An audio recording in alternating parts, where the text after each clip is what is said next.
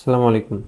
আদর্শ গ্যাস ও গ্যাসের গতিতত্ত্ব চ্যাপ্টারের থিওরি ও যতগুলো সূত্র এই চ্যাপ্টারে আমরা পড়েছি সেই সূত্র এবং থিওরি নিয়ে আলোচনা করব। তো আদর্শ গ্যাস সমীকরণ আমরা জানি PV is equal two nRT. তো এখানে চাপ, আয়তন, তাপমাত্রা তিনটি রাশি সম্পর্কে আলোচনা করা হয়েছে।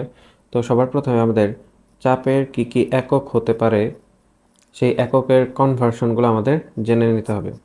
তাহলে চাপ চাপ আমরা P is equal to F by A সূত্র এটা জানি।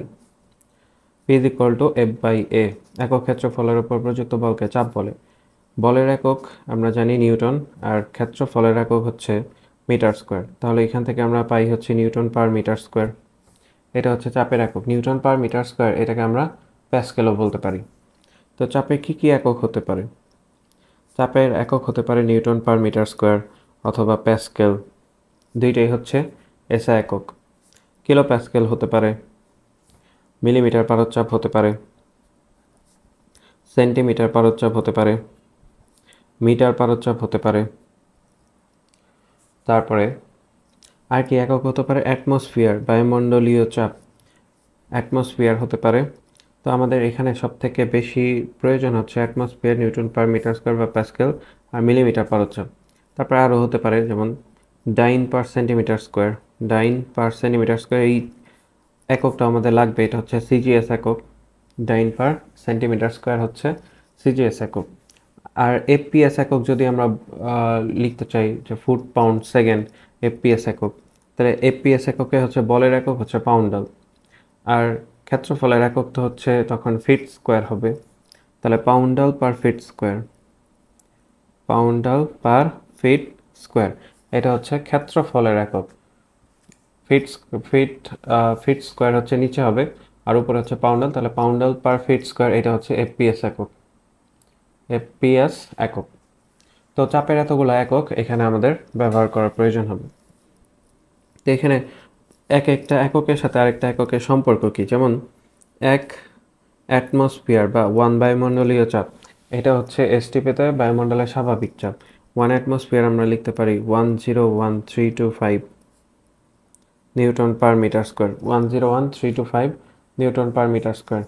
বা এটাকে আবার আমরা লিখতে পারি 101325, 1000 দিয়ে যদি ভাগ দিই তাহলে এখানে একটা পয়েন্ট হবে, তখন এটা হবে kilo pascal. Newton per metre স্কোয়ারকে এটা প্যাসকেলও আমরা বলতে পারি। তো ওয়ান অ্যাটমসফিয়ার সমান 101.325 কিলো প্যাসকেল।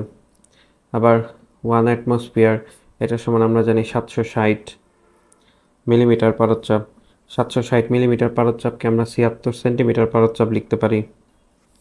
এটাকে আবার আমরা 0.76 মিটার পারদ-চাপ লিখতে পারি। তো এভাবে এক এককের থেকে আরেক এককের কনভার্সন আমাদের অবশ্যই জানা থাকতে হবে। এরপর এখানে ডাইন পার সেন্টিমিটার স্কোয়ার আছে, poundal feet per second square আছে, পাউন্ডাল পার ফিট স্কোয়ার আছে। তো এই এককগুলোকে কীভাবে কনভার্ট করব? আমরা যদি এফ বাই এ চাপ P is equal to F by A নেই, বলের একক হচ্ছে যদি 1 নিউটন, আর ক্ষেত্রফল, আচ্ছা বলের পরিবর্তে কিন্তু আমরা আবার এম এ লিখতে পারি, বলের পরিবর্তে এম এ। ক্ষেত্রফলের পরিবর্তে তো হচ্ছে ক্ষেত্রফল এই লিখলাম। ভরের একক যদি কেজিতে নেই, ত্বরণের একক যদি মিটার পার সেকেন্ড স্কোয়ারে নেই, আর ক্ষেত্রফলের একক যদি মিটার স্কোয়ারে নেই, তাহলে এইখান থেকে কিন্তু এসআই একক পাওয়া যায়। এখান থেকে আমরা এককটা কি লিখতে পারি? KG metre inverse 1 per second square. এটা কিন্তু এসআই একক। এটাকেই কিন্তু আমরা বলতে পারি হচ্ছে newton per metre square. Newton per metre square এখান থেকে আমরা লিখতে পারি এটা। আচ্ছা, এখানে যদি আমি ভরের একক কেজিতে না নিয়ে পাউন্ডে নিতাম, ত্বরণের একক ফিট পার সেকেন্ড স্কোয়ারে নিতাম, আর ক্ষেত্রফলের একক যদি ফিট স্কোয়ারে নিতাম, তাহলে এখান থেকে পাবো হচ্ছে পাউন্ডাল পার ফিট স্কোয়ার। পাউন্ডাল পার ফিট স্কোয়ার এটা পাবো। 1 কেজি সমান কত পাউন্ড? ক্যালকুলেটর থেকে বের করা যায় কনভার্সন ভ্যালু দিয়ে। 1 কেজি সমান 2.2046 পাউন্ড। 1 মিটার সমান কত ফিট? 1 মিটার সমান 3.2808 ফিট। তো এই এককগুলো ক্যালকুলেটরে ব্যাকপার্টে যে কনভার্সন যে ভ্যালুগুলো আছে বা কনস্ট্যান্ট ভ্যালুগুলো আছে, সে কনভার্সন ভ্যালুগুলো থেকে এক একক থেকে আরেক এককে কনভার্ট করা যায়। যেমন 1 কেজি থেকে সমান কত পাউন্ড, 1 কেজি সমান কত পাউন্ড, এটা পাওয়া যাবে হচ্ছে কনভার্সন ভ্যালুর 24 নম্বরে, 24 নাম্বার হচ্ছে কেজি থেকে পাউন্ড। মিটার থেকে ফিট এটা পাওয়া যাবে হচ্ছে 4 নম্বরে। তো সেখান থেকে হচ্ছে আপনারা এক একক থেকে আরেক এককে কনভার্ট করতে পারবেন। আবার ডাইন পার সেন্টিমিটার স্কোয়ারে কীভাবে নিব, পি বলের এফ ডিভাইড হচ্ছে এ, 1 নিউটন ডিভাইড হচ্ছে 1 মিটার স্কোয়ার যদি লিখি, তো এটার সিজিএস একক 1 নিউটন সমান আমরা জানি 10⁵ ডাইন, 1 নিউটন সমান 10⁵ ডাইন, আর 1 মিটার স্কোয়ার এটাকে নিতে হবে সেন্টিমিটার স্কোয়ারে, তাহলে 1 মিটার স্কোয়ার সমান 10⁴ সেন্টিমিটার স্কোয়ার। তাহলে এখান থেকে আমরা লিখতে পারি 10 ডাইন পার সেন্টিমিটার স্কোয়ার, 10 ডাইন পার সেন্টিমিটার স্কোয়ার, এটা সমান 1 নিউটন সমান 10 ডাইন পার সেন্টিমিটার স্কোয়ার। এইভাবে এক একক থেকে আরেক এককে কনভার্সন করা শিখতে হবে। তাহলে এই চ্যাপ্টারে যে PV is equal two nRT আছে, চাপ অন্য এককে দেওয়া থাকলে আয়তন অন্য এককে বসাইতে হবে। চাপ যদি লিটারে থাকে, চাপ যদি নিউটন পার মিটার স্কোয়ারে থাকে তখন আয়তন বসাইতে হবে মিটার কিউবে। তাই আবার যখন চাপ আয়তন যখন লিটারে থাকবে তখন চাপ বসাইতে হবে অ্যাটমসফিয়ারে। তো সবগুলো এককের কনভার্সন আমাদের জানা থাকতে হবে। তো চাপের এককগুলো আশা করি বুঝতে পারছেন। এরপর আয়তনের কিছু একক আছে। আয়তন, আয়তনের একক কি কি হইতে পারে? আয়তনের একক হতে পারে metre cube, litre, decilitre, decimetre cube, centimetre cube. তবে এখান থেকে সব থেকে ইম্পর্টেন্ট হচ্ছে metre cube, litre, centimetre cube. Decimetre cube এটা কেমিস্ট্রিতে বেশি ব্যবহার হয়, ডেসিমিটার কিউব তারপরে ডেসিলিটার এগুলো হচ্ছে কেমিস্ট্রিতে ব্যবহার করা হয়। তবে এখানে যে কটা একক লেখা আছে এই এককগুলা হচ্ছে ইন্টারে অবশ্যই জানা থাকতে হবে, মানে এই এককগুলার কনভার্সন সহ। 1 মিটার কিউব এটা সমান কত লিটার? আমরা যে বাসা বাড়ির ছাদে চৌবাচ্চা ব্যবহার করি পানি জমায় রাখার জন্য ছাদে, তো সেই চৌবাচ্চায় দেখা যাবে যে অনেক সময় লেখা থাকে যে 1000 লিটার, 1000 লিটার বা হচ্ছে 2000 লিটারে কোনো লেখা থাকে এটার গায়ে। 1000 লিটার মানে এখানে হচ্ছে এর দৈর্ঘ্য প্রস্থ উচ্চতা 3টা গুণ করে যদি আয়তন 1 মিটার কিউব পাওয়া যায়, সেখানে 1000 লিটার পানি আটে। এর জন্য আমরা 1 মিটার কিউব সমান 1000 লিটার লিখতে পারি। 1 মিটার কিউব সমান 1000 লিটার। 1 মিটার সমান আমরা জানি 10 স্কোয়ার সেন্টিমিটার। উভয় পক্ষকে যদি বর্গ করি তাহলে 1 মিটার কিউব এটা সমান 10⁶ সেন্টিমিটার কিউব। 1 মিটার কিউব সমান 1000 লিটার, আবার 1 মিটার কিউব সমান 10⁶ সেন্টিমিটার কিউব। 1 মিটার সমান 1 মিটার কিউব সমান 1000 লিটার, এটা সমান আবার 10⁶ সেন্টিমিটার কিউব। তাহলে এখান থেকে আমরা লিখতে পারি 1 লিটার সমান 10⁵ সেন্টিমিটার কিউব। সেন্টিমিটার কিউব বা কিউবিক সেন্টিমিটার বলা যায়, এটা আবার এমএল এর সাথে সেম। যেমন 1 লিটার আমরা জানি 1000 এমএল বা 10 কিউব এমএল, ঠিক 1 লিটার সমান 10 কিউব সেন্টিমিটার কিউব। তাহলে আমরা বলতে পারি 1 এমএল সমান 1 সেন্টিমিটার কিউব। তারপরে 1 লিটার সমান হচ্ছে 10 ডেসিলিটার, 1 লিটার সমান হচ্ছে 1 ডেসিমিটার কিউব। এই সবগুলো এককই জানা থাকতে হবে। তো আয়তনের একক গেল, এরপর হচ্ছে তাপমাত্রা। তাপমাত্রার একক দুইটাই ইউজ হয় এখানে, একটা হচ্ছে কেলভিন আর একটা ডিগ্রি সেলসিয়াস। সেই দুইটা সম্পর্কে তো আপনারা খুব ভালো করেই জানেন। এসটিপি এর পূর্ণরূপ কি? এসটিপি এর পূর্ণরূপ হচ্ছে standard temperature and pressure. Standard temperature and pressure. এসটিপিতে কোনো গ্যাসের চাপ সমান 1 অ্যাটমসফিয়ার।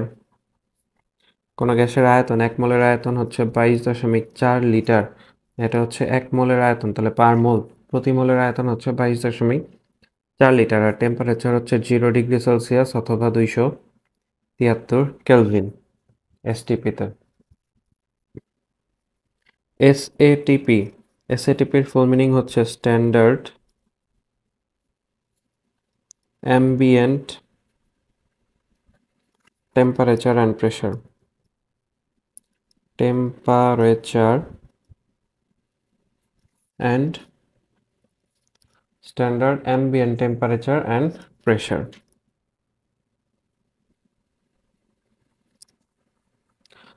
এসএটিপিতে চাপের মান 1 অ্যাটমসফিয়ারই থাকবে, আয়তনের মান হবে 24.789 লিটার পার মোল, আর টেম্পারেচার হয় 25 ডিগ্রি সেলসিয়াস অথবা 298 কেলভিন। এটাকে কিন্তু কক্ষ তাপমাত্রা বলা যায়, বাংলাতে কক্ষ তাপমাত্রা। যদি কোশ্চেনে কক্ষ তাপমাত্রা থাকে তাহলে বুঝতে হবে সেটা এসএটিপিতে। আবার এসটিপি এটাকে বলা হয় সাধারণ তাপমাত্রা ও চাপ বা স্বাভাবিক তাপমাত্রা ও চাপ। স্বাভাবিক তাপমাত্রা চাপ অনেকে হচ্ছে এখানে কনফিউজড হয়ে যায়।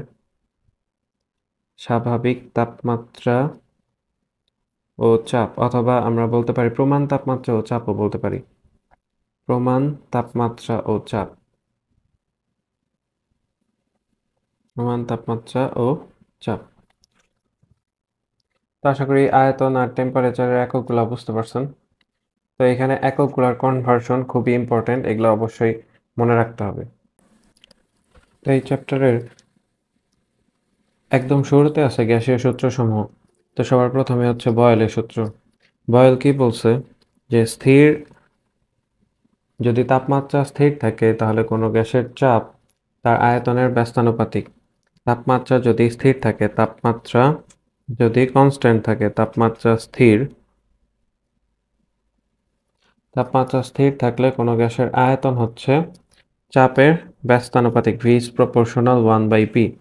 আয়তন চাপের ব্যস্তানুপাতিক। যদি একটা সমানুপাতিক চিহ্নটাকে উঠায় দেই তাহলে এখানে একটা সমানুপাতিক ধ্রুবক আসে K by P. PV is equal to K, তার মানে পিভি এর মান সবসময় কি হবে? ধ্রুবক। পিভি এর গুণফল হবে সবসময় ধ্রুবক। তাহলে এখান থেকে আমরা লিখতে পারি P1V1 এটা ইজ ইকুয়াল টু P2V2। এটা কিন্তু আমরা হচ্ছে বয়েলের সূত্র থেকে পেলাম। P1V1 এটা ইজ ইকুয়াল টু P2V2।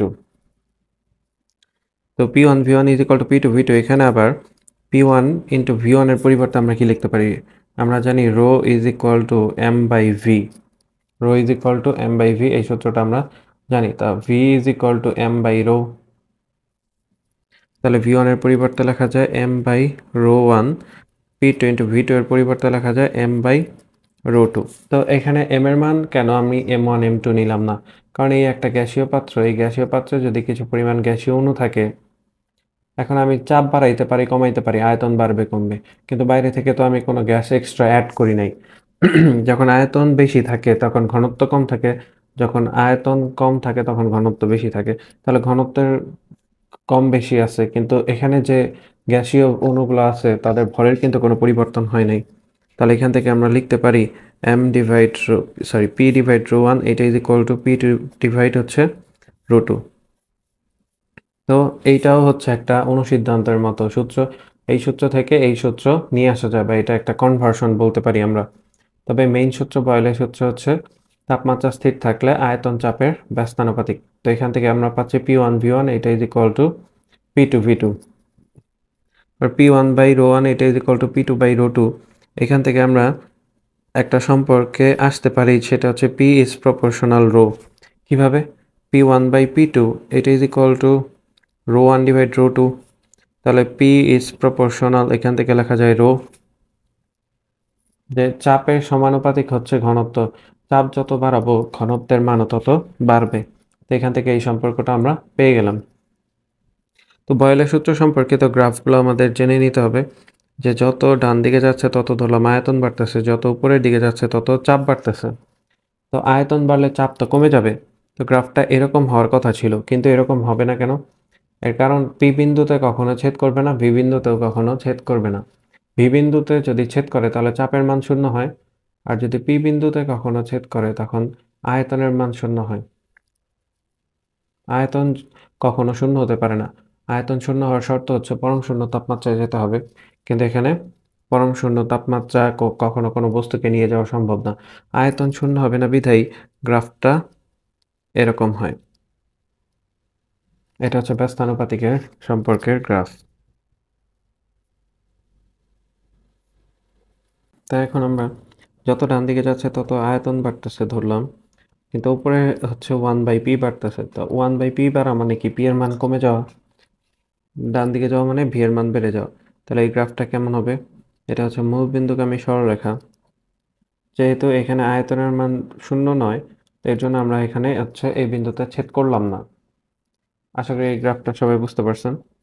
তো আবার যত ডান দিকে যাচ্ছে তত ধরলাম v এর মান বাড়তেছে, যত উপরের দিকে যাচ্ছে তত pv এর মান বাড়তেছে। তো pv এর মান সবসময় কি কনস্ট্যান্ট থাকে? তো pv এর মান কনস্ট্যান্ট থাকে বিধায় আমরা এখানে pv এই সোজা সরলরেখা বরাবর দিতে পারি যে যেহেতু pv কনস্ট্যান্ট, যত আয়তন বাড়ুক না কেন p আর v এর গুণফল সবসময় কনস্ট্যান্ট থাকবে। আয়তন যদি বাড়ে, আয়তন বাড়লেও p এর মান কমে গেল, তাহলে pv এর মান সবসময় কনস্ট্যান্ট। তো আশা করি বয়লের সূত্রের গ্রাফ আর বয়লের সূত্রটা সবাই বুঝতে পারছেন। এরপর আসে হচ্ছে চার্লসের সূত্র।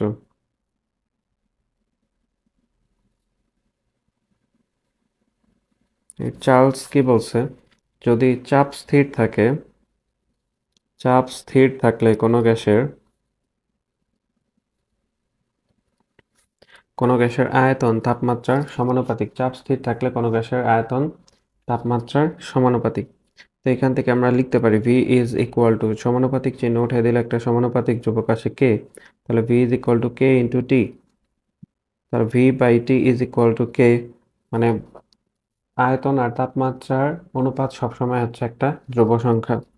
এখান থেকে আবার আমরা লিখতে পারি v1 বাই t1 এটা is equal to v2 by t2। v1 by t1 এটা is equal to v2 by t2। এটা হচ্ছে আয়তন আর তাপমাত্রার মধ্যে সম্পর্ক পেলাম। v1 বাই t1 এটা is equal to v2 by t2 চার্লসের সূত্র থেকে পেলাম। তো চার্লসের সূত্রের গ্রাফটা কেমন হবে? যত ডান দিকে যাচ্ছে তত ধরলাম তাপমাত্রা বাড়তেছে, যত উপরের দিকে যাচ্ছে তত আয়তন বাড়তেছে।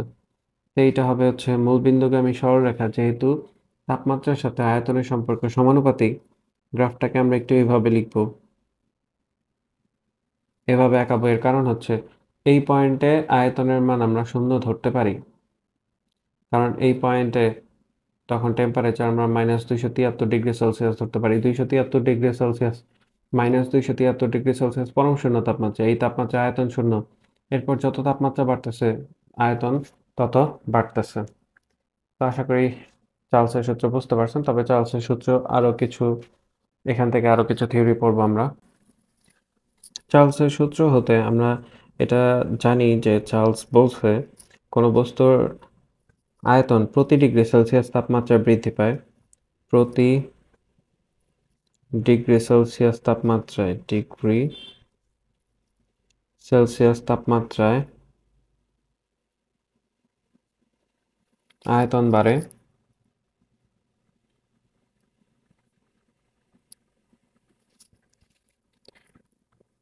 1/273 অংশ করে। যে আগে যে আয়তন ছিল তার 1/273 অংশ করে প্রতি ডিগ্রি সেলসিয়াসে আয়তন বাড়ে। তাহলে 0 ডিগ্রি সেলসিয়াস তাপমাত্রায় আয়তন যদি আমরা ভি নট ধরি, তাপমাত্রায় আয়তন যদি হয় ভি নট, তাহলে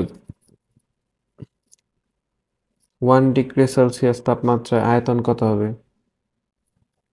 ভি নট প্লাস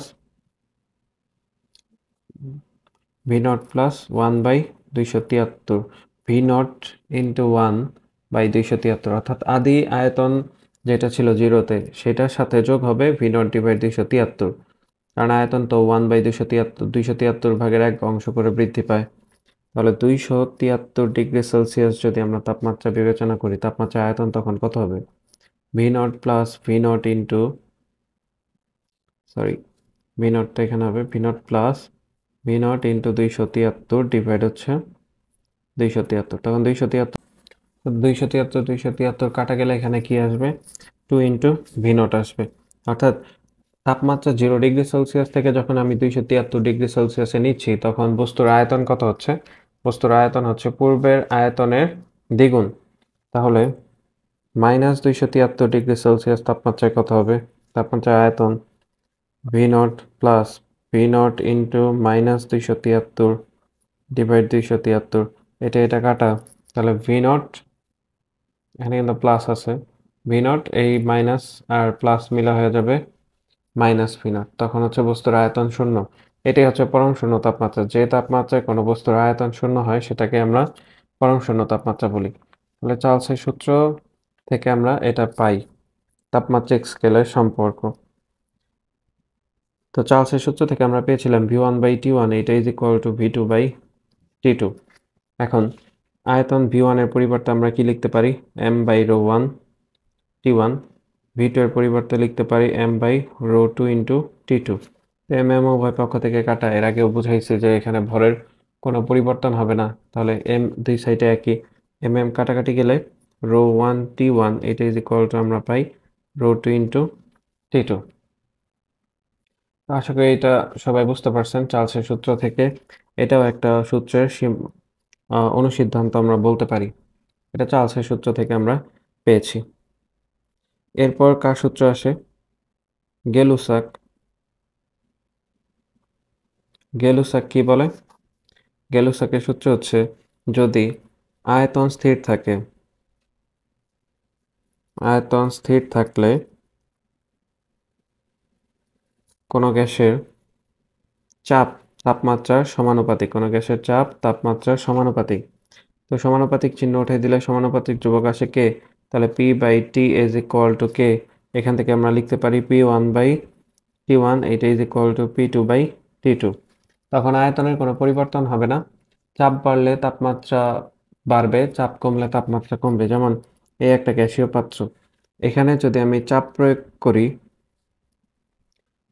তো যদি আমি হচ্ছে টেম্পারেচার বাড়াই, তাপমাত্রা যদি বাড়াই এই পাত্রের ভেতর, তাহলে গ্যাসীয় অণুগুলা খুব ছোটাছুটি করা শুরু করবে, পাত্রের দেয়ালে চাপ বেড়ে যাবে, আগে যতটুকু চাপ ছিল তার থেকে পাত্রের দেয়ালে চাপের পরিমাণটা বেড়ে যাবে। তো গেলুসাকের সূত্র থেকে আমরা আয়তন স্থির থাকলে চাপ আর তাপমাত্রার সম্পর্কটা পাই, p1/t1 এটা ইজ ইকুয়াল টু p2/। তো বয়েল চার্লস গেলুসাকের সমন্বয় সূত্র থেকে আমরা কি পাই, বয়েল চার্লস ও গেলুসাকের সমন্বিত সূত্র, গেলুসাকের সমন্বিত সূত্র।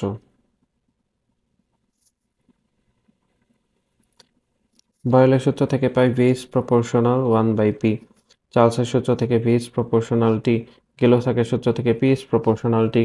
তাহলে এখানে সবগুলা থেকে লেখা যায় v is proportional 1/t into p। যদি সমানুপাতিক চিহ্নটাকে উঠায় দেই বা পিটাকে এই সাইডে নিয়ে আসি, যদি pv is proportional t বা pv ডিভাইড হচ্ছে t ইজ ইকুয়াল টু ধ্রুবক, সমানুপাতিক চিহ্ন উঠাই দিলে একটা ধ্রুবক আসে, সেটা হচ্ছে কে।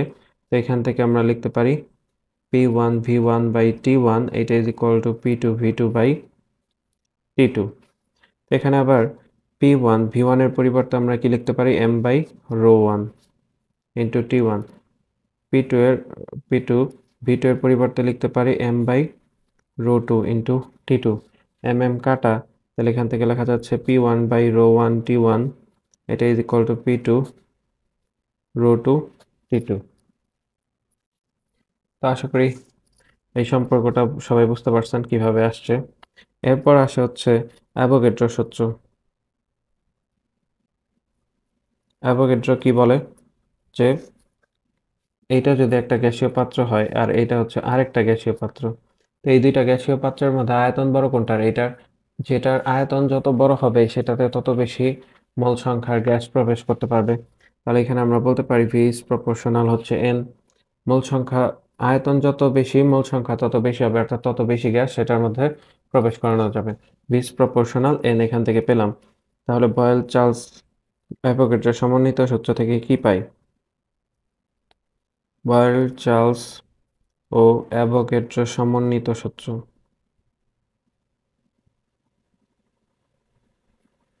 অ্যাভোগাড্রোর সমন্বিত সূত্র থেকে আমরা পাই v is proportional 1/p, v is proportional t, v is proportional n। তাহলে এই সবগুলো থেকে v is proportional n t divide p লেখা যায়।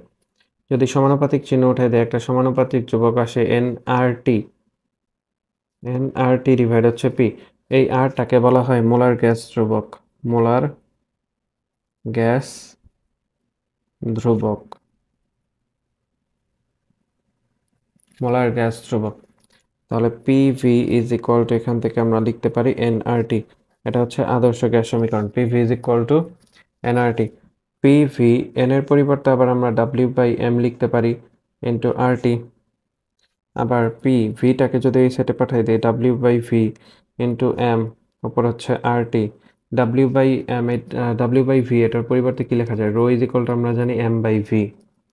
তো M হচ্ছে প্রদত্ত ভর আর V হচ্ছে আয়তন। তাহলে এখানে W হচ্ছে প্রদত্ত ভর, V হচ্ছে আয়তন, M কিন্তু এটা আণবিক ভর। তাহলে W বাই V এর পরিবর্তে রো লেখা যায় রো RT ডিভাইড হচ্ছে M। তো আশা করি বয়েল চার্লস অ্যাভোগাড্রো সমন্বিত সূত্র থেকে যে আদর্শ গ্যাস সমীকরণটা পেলাম PV is equal two nRT, এটা সবাই বুঝতে পারছেন। আর এখান থেকে যেটা পেলাম P is equal to rho RT divide M, বা rho is equal to PM by RT। এটা হচ্ছে ঘনত্ব বের করার সূত্র, রো দিয়ে ঘনত্ব বোঝায়। পরিবেশ রসায়নে আমাদের এইসব পড়াশোনায় আছে যে এগুলাই পড়তে হবে। ঘনত্বের পরিবেশ রসায়নে অবশ্য ঘনত্বকে ডি দ্বারা প্রকাশ করা হয়, ডেনসিটি, এখানে রো দ্বারা প্রকাশ করা হয় ফিজিক্সে। মোলার গ্যাস ধ্রুবক আর এর এসআই একক, সিজিএস একক, litre atmosphere per mole per kelvin একক কি হবে সেটা এখন আমরা বের করব। আমরা তো সূত্র জানি PV is equal two nRT. তো এখানে আর ইজ ইকুয়াল টু আমরা লিখতে পারি পিভি ডিভাইড এনটি। তো এসআই এককের চাপ পি এর মান হচ্ছে 101,325 newton per metre square, 101,325 newton per metre square SI এককের চাপের মান।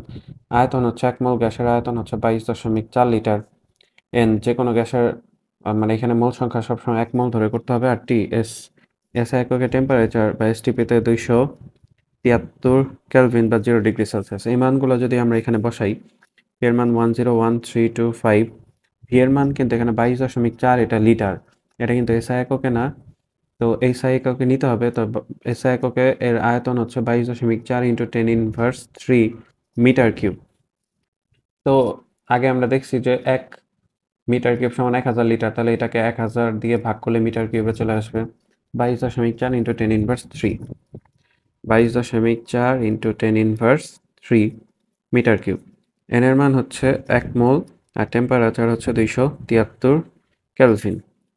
এখন এটা যদি আমরা ক্যালকুলেশন করি, 101,325 গুণন হচ্ছে 22.4 ইন্টু 10⁻³ এটাকে ভাগ দেবো 273 দিয়ে, তাহলে 8.3138, 8.3138 বা 8.3138 বা অ্যাপ্রক্সিমেটলি 8.314।